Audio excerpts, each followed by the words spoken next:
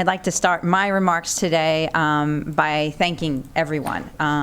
Those of you who are in this room today, I know people are watching because I'm getting text messages as well as we sit here, but I just want to say thank you for being engaged throughout this process, because our process is only as good as the engagement we have from all of you.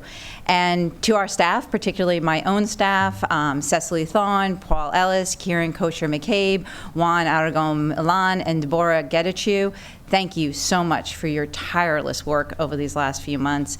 And to our central staff, I won't go through all of them that Council President Friedson did, but I especially want to thank Craig Howard and Essie McGuire for all their work. And Caven, welcome, and you got through the first budget. And thank you to Council President Friedson and his staff, especially his chief, Cindy Gibson, for shepherding us through this process. As I previously described the budget we received from the county executive, it is a puzzle.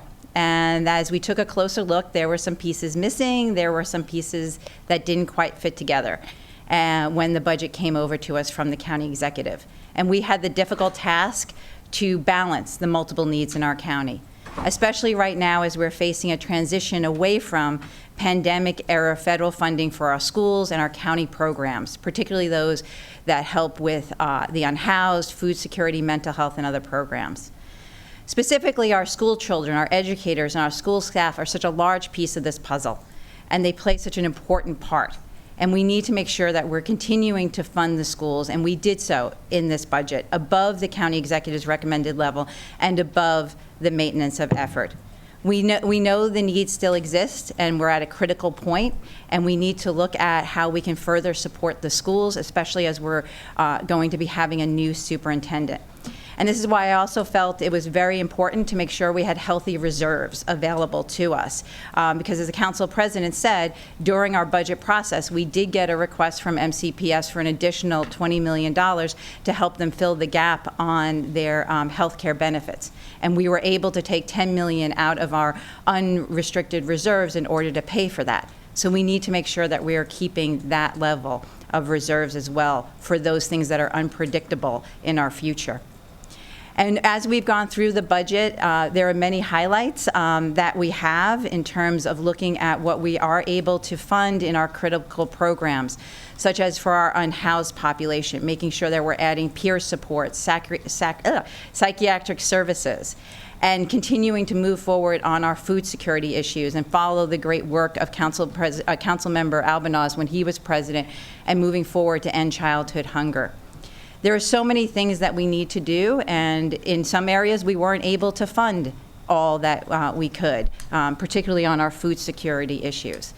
I do want to highlight one thing that was particularly near and dear to my heart this year was funding services for our LGBTQ+ community. Over the last year, we learned a great deal about the needs of our LGBTQ+ population through our community survey and the OLL report on trans health care. And for too long, we have not had dedicated funding to meet these needs. And with this budget, we have changed that. We now have dedicated funding for MoCo Pride for their work, as well as funding going to CCI Health Services to open the very first sexual and gender minorities health clinic in Montgomery County. We have more work to do, but I want to thank my colleagues, Councilmember Mink, Glass, Balcom, and everyone on the council for prioritizing this. And as somebody who represents the district with the largest number of apartment buildings and renters, I know how important it is to make sure we have a very vibrant Department of Health and Community Affairs. And I'm glad to see that they are restructuring and moving forward with their work.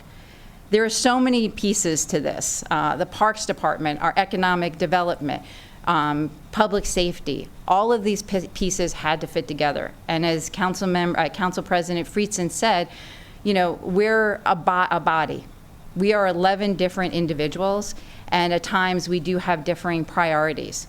But what we were able to accomplish in this budget, I believe, addresses our top and urgent concerns across the board and preserves a level of reserves to ensure that our county is well situated to address unexpected needs and expenses moving forward. So I'm so grateful to the work of my colleagues, our council staff, for the process we had and the budget we have before us. We would not be there without all of the work of everybody who is here, everyone who has participated over these last few months. And with that, I am pleased to support the FY25 budget.